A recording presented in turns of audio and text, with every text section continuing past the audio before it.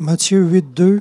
Et voici un lépreux s'étant approché se prosterna devant lui. Saint Jérôme a écrit: après la prédication et l'exposé de la doctrine, l'occasion se présente de faire des miracles pour confirmer, par leur vertu et par leur éclat, les enseignements du Sauveur. Soit dit en passant, l'Église n'a jamais cessé de croire à la vertu du Christ d'opérer des miracles et des guérisons. Puis elle n'a jamais cessé d'en voir aussi. Voici un lépreux qui vient à lui et se prosterne devant lui et le prie.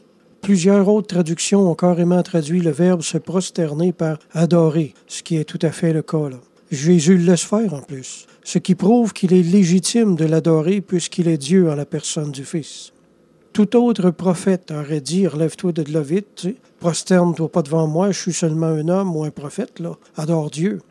Mais Jésus n'a jamais demandé l'adoration. Il laissait plutôt les gens libres de reconnaître en lui la divinité ou non. Bienheureux ceux qui reconnaissent en Jésus-Christ la divinité, car ils peuvent espérer encore recevoir de lui une guérison ou toute autre bénédiction spirituelle. Des prophètes qui sont morts, on ne peut plus rien espérer. Mais du Fils de Dieu, en qui habite toute la plénitude de la divinité, nous dit l'Écriture, on peut tout espérer. Si le Christ n'était pas Dieu, il ne pourrait rien faire.